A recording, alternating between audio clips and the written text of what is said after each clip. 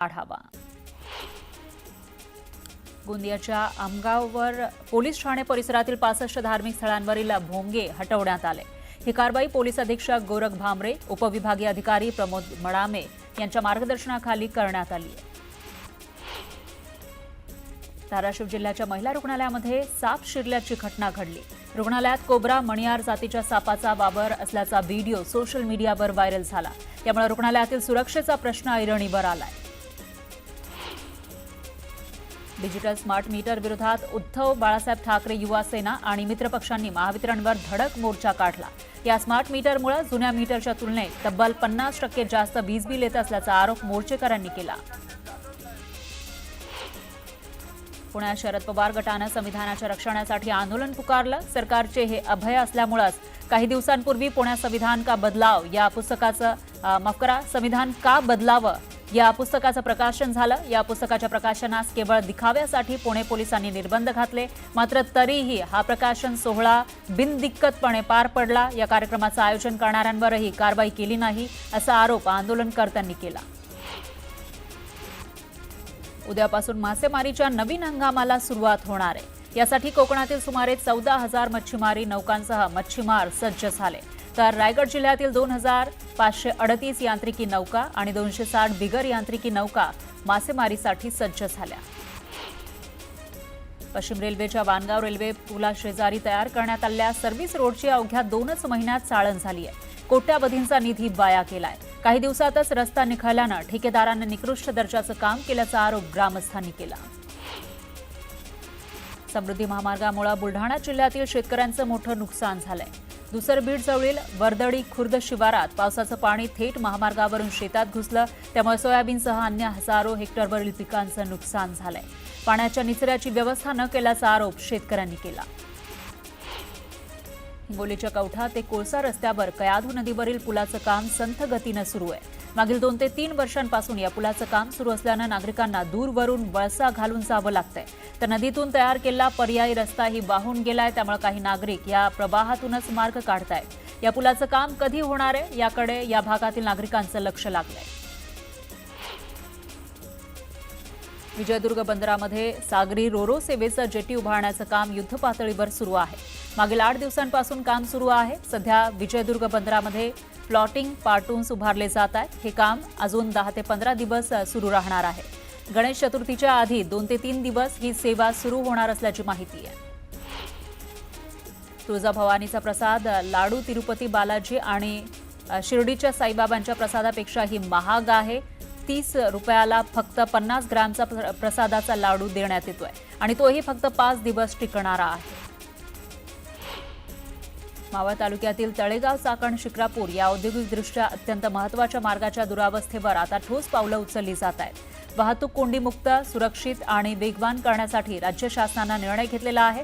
उद्योगधंदे, वाहतूक व्यवस्था आणि नागरिकांच्या दृष्टीनं हा निर्णय अत्यंत दिलासादायक ठरणार असल्याची भावना मावळकर यांनी व्यक्त केली आहे। बदलापूर शहरातील सह्याद्री आणि धनलक्ष्मी या 2 मल्टी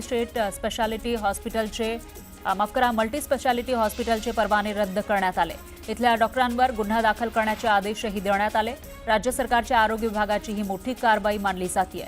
रुग्णांवर चुकीचे उपचार केल्यानं मृत्यू झाला। या प्रकरणी ही कारवाई करण्यात आली। बदलापुरात महिला मनसैनिकांनी स्वतःच्या हातांनी चिली स्प्रे बनवून बदलापुरातील मुलींसह महिलांना त्याचं वाटप केलं। कल्याणमधील रुग्णालयातील मारहाणीनंतर महिलांच्या सुरक्षेसाठी मनसेनं हा उपक्रम राबवला।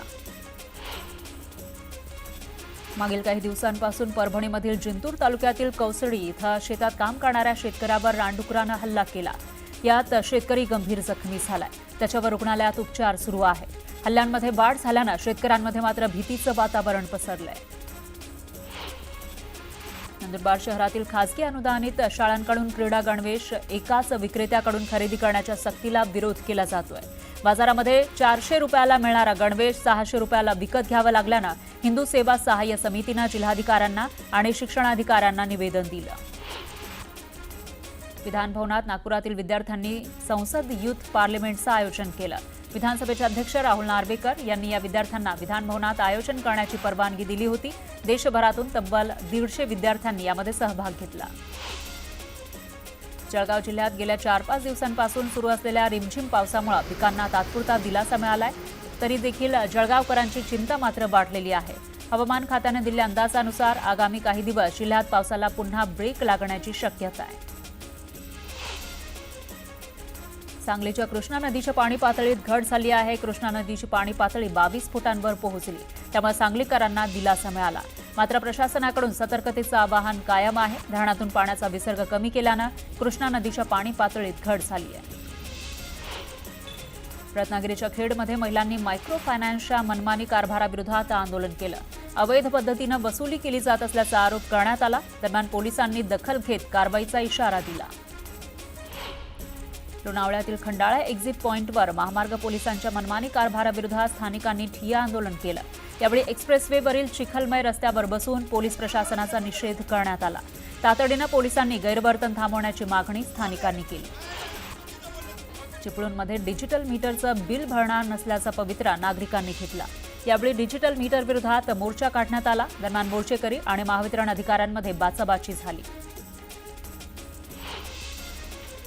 सोलापुरात जात पडताळणी विभागाच्या विरोधात प्रहार संघटनेचे भीक मागो आंदोलन सुरू होतं. विद्यार्थ्यांना जात प्रमाणपत्राचं वाटप होत असताना मोठ्या प्रमाणामध्ये पैसे मागितले जात असल्याचा आरोप प्रहारनं केला. पैसे न घेता जात प्रमाणपत्र द्यावं अशी मागणी कार्यकर्त्यांनी केली. परभणीमध्ये विविध मागण्यांसाठी कुरेशी समाजानं मोर्चा काढला. यावेळी मोर्चातून विविध समस्यांकडे सरकारचं लक्ष वेधण्यात आलं. तातडीनं मागण्या पूर्ण करण्याची मागणी यावेळी कुरेशी समाजानं केली. साताऱ्याच्या वाईमधून नागरिकांनी मुंबईत मंत्रालयापर्यंत पायी मोर्चा काढला. या मोर्चामध्ये मोठ्या संख्येनं महिलांनीही सहभाग घेतला. क्वारी क्रशर बंद करण्यासह गुन्हे मागे घेण्याची मागणी यावेळी नागरिकांनी केली. परभणी जिल्ह्यातून जाणाऱ्या नांदेड जालना समृद्धी महामार्गामध्ये चोडाबा गावातील शेतकऱ्यांना कमी मोबदला दिल्याचा आरोप शेतकऱ्यांनी केला. योग्य मोबदल्याच्या मागणीसाठी शेतकऱ्यांनी आंदोलन सुरू केलं. योग्य मोबदला न दिल्यास इच्छामरणाची मागणी शेतकऱ्यांनी केली. नवी मुंबई महापालिकेच्या वतीनं स्वच्छ सर्वेक्षण 2024 अंतर्गत विभाग स्तरावरील स्वच्छता स्पर्धेतील विजेत्यांचा सत्कार करण्यात आला.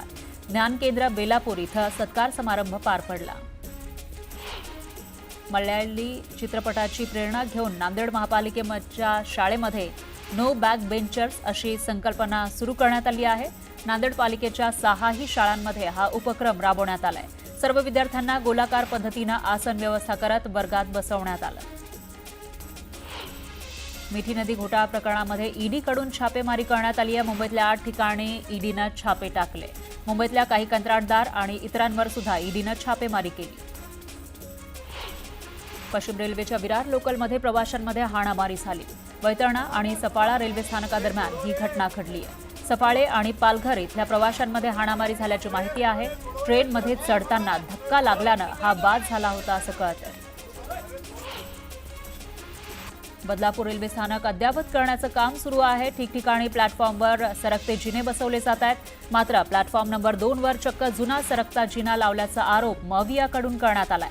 कंत्राटदाराच्या कामाची पोलखोल करत शरदचंद्र पवार पक्षाचे खासदार बाळामामा म्हात्रे यांनी कारवाईची मागणी केली. पाहुयात पुढची बातमी. सौदी अरेबियातील तैफ इथल्या अल हादा परिसरातील ग्रीन माउंट पार्क इथं एका राईडमध्ये मोठा बिघाड झाला. राईड तुटल्यानं झालेल्या अपघातामध्ये तब्बल 23 जण जखमी झाले. त्यापैकी 3घांची प्रकृती गंभीर आहे. सोशल मीडियावर व्हायरल झालेल्या एका व्हायरल व्हिडिओमध्ये कैद झाल्याप्रमाणे राईडचा मध्यवर्ती खांब मध्यभागी तुटला, ज्यामुळे राईडमध्ये बसलेल्यांसह संपूर्ण राईडच खाली कोसळली.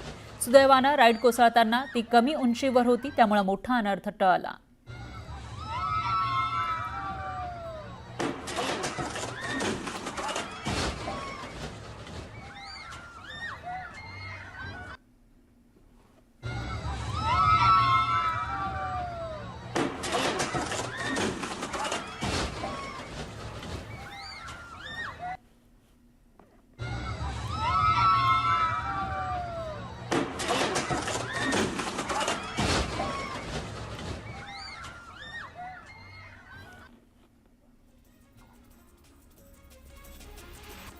यानंतर पुन्हा घेऊयात गावाकडच्या बातम्यांचा वेगवान आढावा.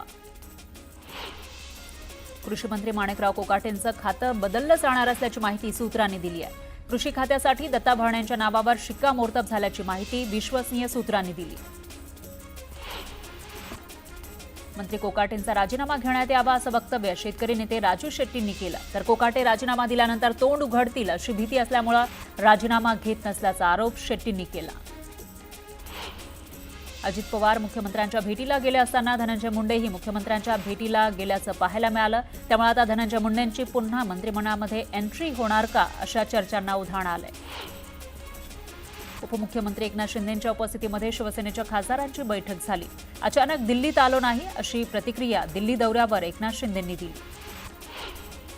जालन्यामध्ये भाजपनं काँग्रेसला मोठा धक्का दिला आहे. काँग्रेसच्या कैलास गोरंट्याल यांनी भाजपमध्ये पक्षप्रवेश केला. प्रदेशाध्यक्ष रवींद्र चव्हाण यांच्या उपस्थितीमध्ये हा पक्षप्रवेश सोहळा संपन्न झाला. मी शिवसेनेमध्ये प्रवेश करताना यांनी मला गद्दार म्हटलं होतं. आता खऱ्या अर्थानं गद्दार कोण असं म्हणत कैलास गोरंट्याल यांच्या पक्ष प्रवेशावरून अर्जुन खोतकर यांनी टीका केली आहे. बीडमधील महादेव मुंडे हत्या प्रकरणी एसआयटी स्थापन होणार असल्याची माहिती मुख्यमंत्री देवेंद्र फडणवीस यांनी दिली. ज्ञानेश्वरी मुंडेंनी मुख्यमंत्र्यांची भेट घेतली. यावेळी आरोपींना तात्काळ अटक करण्यात येईल असं आश्वासन फडणवीसांनी दिलं. बीड आणि परळीमधील गुन्हेगारी संपवून टाकणार असल्याचं वक्तव्य मुख्यमंत्री फडणवीसांनी केलं. कोणालाही पाठीशी घालणार नाही, दोषींवर कठोर कारवाई होईल असं मुख्यमंत्री म्हणाले. अकोल्यामध्ये काँग्रेसला मोठा धक्का बसलाय. काँग्रेसचे नेते अभय पाटलांनी काँग्रेसमधून प्राथमिक सदस्यपदाचा राजीनामा दिला. वैयक्तिक जबाबदारीमुळे राजीनामा दिल्याचं अभय पाटलांनी सांगितलं. भंडारा जिल्हा मध्यवर्ती सहकारी बँकेच्या सहकारी उर्वरित 6 जागांवरही महायुतीच्या उमेदवारांनी विजय मिळवलाय. 21 संचालकांपैकी 17 संचालक महायुतीचे निवडून आले, तर काँग्रेसला केवळ 4 जागांवर विजय मिळाला. त्यामुळे नाना पटोलेंचा दारुण पराभव झाला. शेतकरी विरोधी धोरणाचा निषेध करण्यासाठी काँग्रेसच्या खासदारांनी संसदेच्या मकरद्वारासमोर धरणे आंदोलन केलं. शेतकऱ्यांची कर्जमाफी न करणाऱ्या सरकारचा धिक्कार असो अशा घोषणाही दिल्या. प्रांजल खेबलकरच्या फोनमध्ये आक्षेपार्ह व्हिडिओ आणि चॅट असल्याची माहिती पोलिसांनी कोर्टात दिली आहे. तर मुलीचा फोटो पाठवत असा माल पाहिजे असा मेसेज केल्याची माहिती पोलिसांनी कोर्टात सादर केली.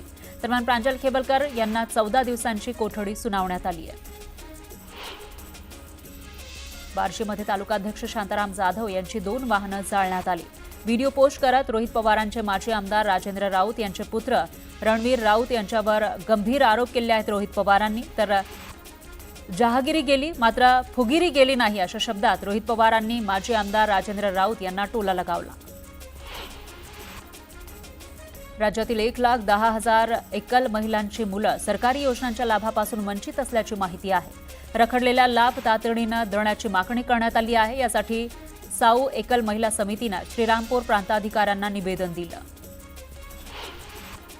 छत्रपती संभाजीनगरमध्ये अजिंठा बँक घोटाळा प्रकरणी माजी आमदार सुभाष झांबड यांचा जामीन अर्ज कोर्टानं फेटाळला.